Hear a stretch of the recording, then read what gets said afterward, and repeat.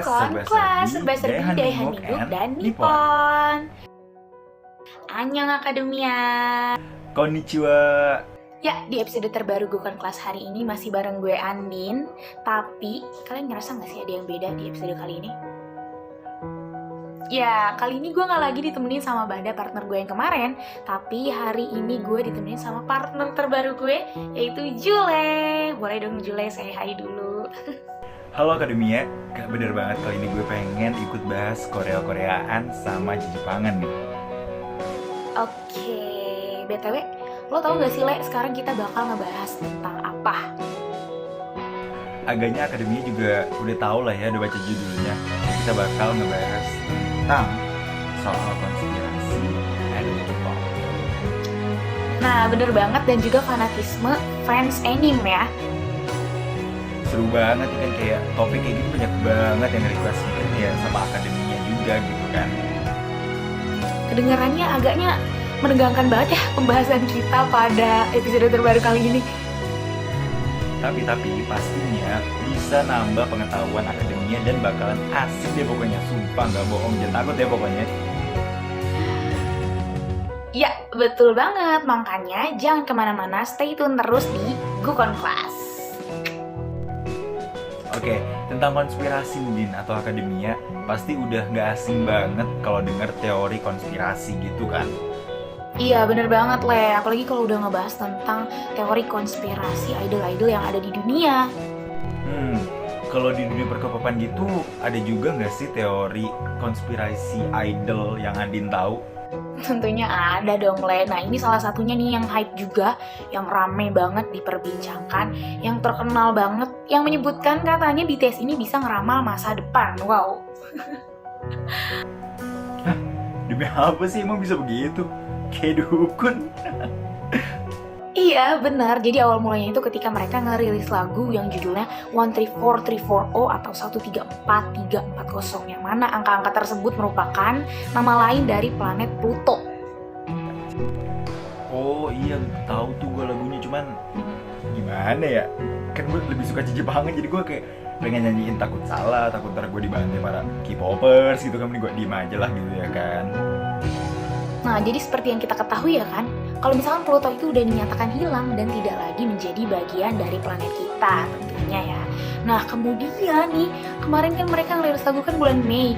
Pada bulan Septembernya ada artikel yang menyatakan, yang menyebutkan katanya Pluto itu seharusnya masih ada jajaran, masih termasuk dalam jajaran planet kita. Gila, kebetulan banget gak sih? Tapi kemudian pada tanggal 24 Agustus 2019 kalau salah, Pluto tuh dimasukin lagi ke dalam jajaran planet kita. Bener banget, pas banget tuh 1 tahun mereka ngerilis lagu itu. Kalau misalnya kalian belum percaya juga, oke, ada teori yang lain nih, yang orang-orang tuh nyebutin bahwa selalu ada kejanggalan di setiap comebacknya BTS.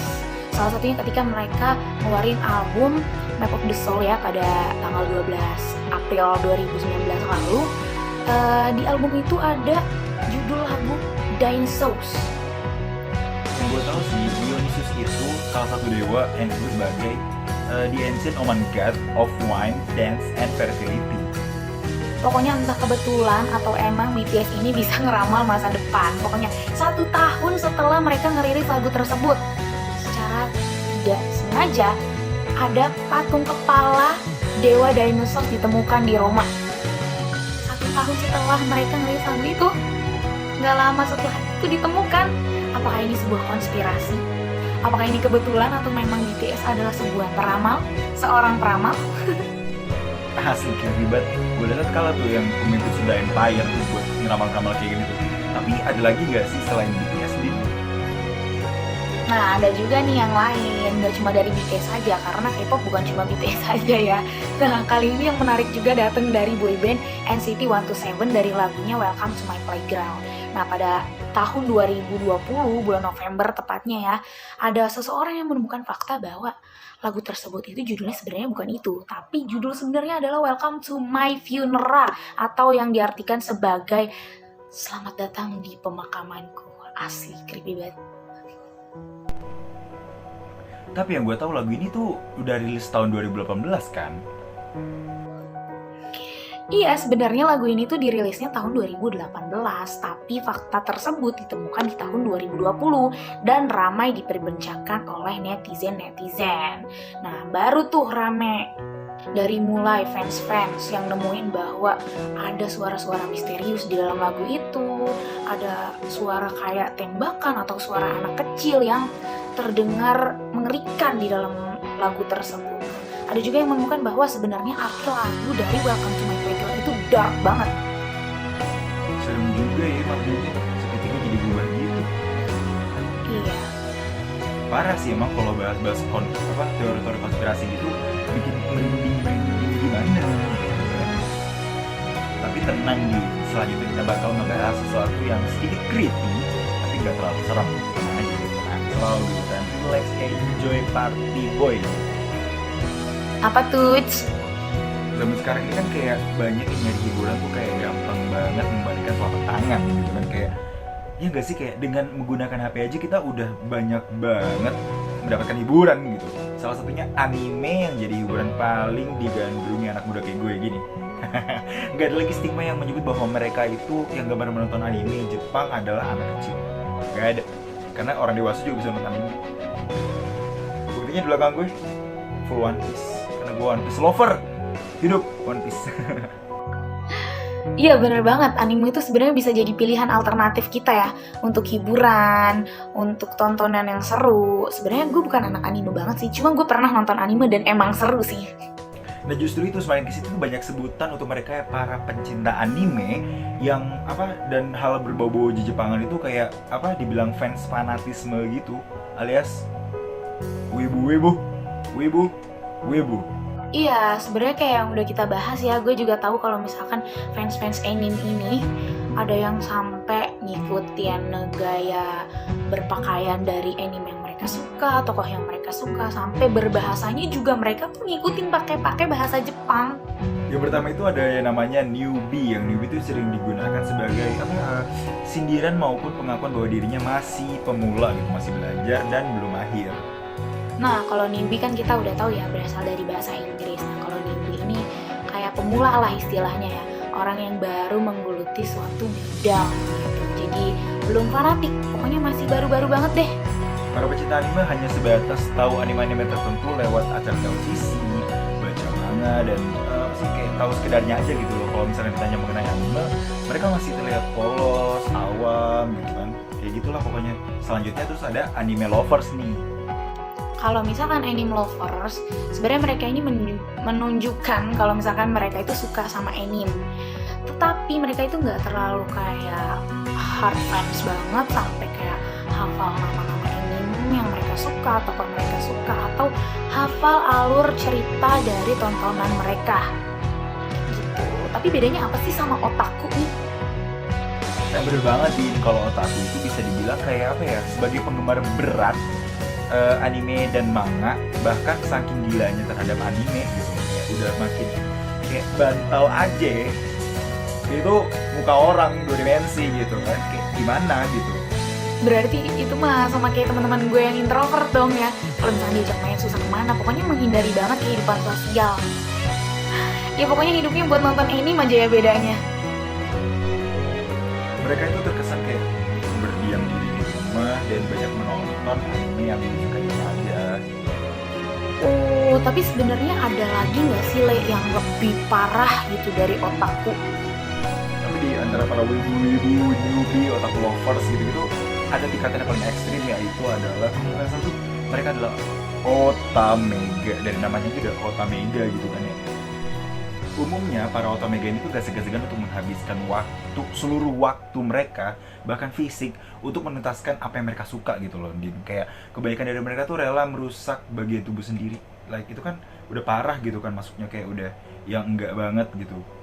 Waduh, bahaya juga ya. Tapi kalau fanatik tuh kayaknya emang harus nggak boleh ketinggalan ya satu episode pun kayak gitu. Iya, jadi mayoritas otamega itu terpaksa menggunakan kacamata karena matanya udah rusak gitu, dan kebanyakan mereka tuh kebanyakan baca sama nonton anime gitu kan, jadinya ya gitulah, pokoknya merelakan apapun asal mereka tuh nonton anime sama baca manga gitu. bener banget kayak ada yang kurang kalau misalnya nggak nonton episode anime yang disuka. Kayak aduh gimana deh, pokoknya selanjutnya ada yang juga yang disebut dengan Nijikon. Udah kayak kamera ya Nijikon. Nijikon itu adalah istilah dalam bahasa Jepang yang digunakan untuk menunjuk orang yang terobsesi dengan wujud dua dimensi kayak karakter anime, manga, dan video game. Kayak gue bilang tadi, kalau misalkan mereka tuh kayak punya bantal atau guling, itu kayak ada muka anime yang disuka kayak gitu, kayak apa sih, waifu, gusbu gitu-gitu, mereka kayak apa, kayak gimana gitu. Tapi kayak ya udah lah ya, emang mungkin orang-orang juga berbeda-beda seperti itu kan. Oh, jadi Nijikon itu kayak berandai-andai ya, mereka tuh udah sampai level mereka menganggap dirinya sebagai tokoh tersebut. Ya nggak sih? Kayak mereka tuh meniru semuanya sampai bahasanya, memperagakan karakter dalam anime tersebut. Kayak halu gitu nggak sih? Ya bisa dibilang seperti itu, tapi ada juga yang nama istilahnya tuh hikikomori. Kayak hikikomori itu orang yang suka menyendiri dan mengisolasi diri dari lingkungan sekitarnya, lingkungan sosial sekitarnya. Jadi kayak seorang hikikomori itu biasanya jarang banget keluar rumah karena mereka selalu di rumah. Keluar rumah tuh paling-paling cuma beli kebutuhan sehari-hari kayak makan, dan bahkan mereka tuh membuang sampah tuh kayak di rumah mereka sendiri, kayak berserakan sampah-sampah semua. Kebanyakan orang-orang hikikomori itu melakukan seperti itu gitu. Nah, yang paling familiar kayaknya gue pernah denger tuh istilah wibu, Le. Kalau misalkan wibu tuh bedanya apa tuh, Le? Nah, kalau para wibu ini tuh tingkatannya udah lebih dalam lagi nih. Kayak mereka tuh nggak cuma suka anime, tapi suka juga tempat anime itu dilahirkan. Kayak tentu saja jawabannya adalah Jepang, mereka Nihong gitu kan, Jepang. Seorang yang dapat terobsesi dengan budaya-budaya Jepang, dan mereka juga cenderung untuk bertingkah laku seperti orang Jepang pada umumnya. Kayak ande desu ka? Nani kore? Gitu, kayak gitu lah, kayak Jepangan banget gitu kan. Oh, jadi kayak mereka tuh mengagungkan Jepang ya daripada negaranya sendiri. Bisa gitu gak sih? Padahal mereka bukan orang Jepang dan nggak lahir juga di Jepang. Bukan warga negara Jepang juga. Pijitin kakinya juga nggak pernah, kayak mimpi juga belum tentu nyampe gitu loh, kayak belum tentu ke Jepang aja. Bisa aja lo kejebak macet di perempatan Ciamis, ketemunya malah ke Prancis, nggak mungkin juga kan. Kayak ya pokoknya intinya mereka tuh bukan orang Jepang, bukan sahabat-sahabat di Jepang, tapi mereka tuh kayak suka banget sama Jepangan gitu. Parah sih. Ya tapi wibu sama wapanese itu juga beda ya. Kalau wapanese itu terobsesi dengan budaya-budaya Jepang, tapi ada juga yang yang membedakan dari wibu, mereka tuh saling berdelusi gitu lah, dan sangat keras dalam mengambil keputusan. Kesukaan mereka terhadap anime sampai tahap 100%. Jadi kayak misalkan cuman perbedaan karakter yang mereka suka gitu tuh bisa kadang menimbulkan perdebatan yang sangat sulit gitu, terutama di Jepang ya. Oke, akademia pembahasan kita di episode ketiga kali ini agaknya serem dan creepy dan mengerikan sekali ya, tentang konspirasi teori berat banget tuh dan fanatisme fans anime. Oke, kalau misalkan tentang teori konspirasi tadi, kalau menurut lo ini percaya nggak sih tentang konspirasi itu? Atau lo pikir kayak, ya itu mah akal-akalan doang lah?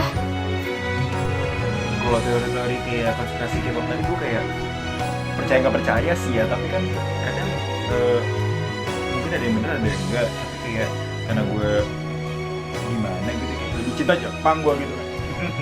Jadinya gue kayak percaya nggak percaya sih, walaupun kadang ya masih banyak konspirasi lain yang membuat kita tuh jadi makin bingung ini tuh bener apa enggak, karena kan emang dalam istilahnya juga udah konspirasi gitu kan. Jadi kayak percaya nggak percaya lah gitu, intinya 50-50 gitu.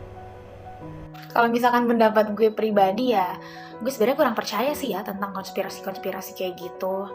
Yang namanya karya pasti kan punya sejarah atau punya filosofinya masing-masing ya. Tapi kalau misalkan dipaparin fakta kayak gitu, kok jadinya nyambung, jadi kayak bener gitu.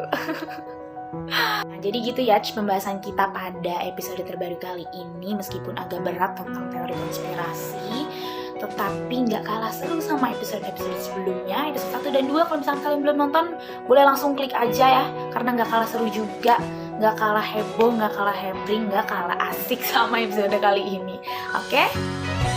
Tapi jangan lupa nih untuk ikutin terus konten kita semua konten Tirta FM lainnya yang gimana aja nih? Coba dijelasin.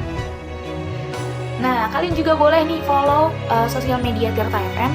Ada Instagram @tirta.fm, ada Twitter @tirta.fm, ada Line @kch7679i, dan ada Spotify di Tirta FM, dan juga YouTube channel ini subscribe. Jangan lupa kalian yang belum harus subscribe di 107,9 Tirta FM. Ja, kalau begitu, arigatou gozaimasu. Ja, mata nih. Mata nih. Gumawo. And see you. Bye.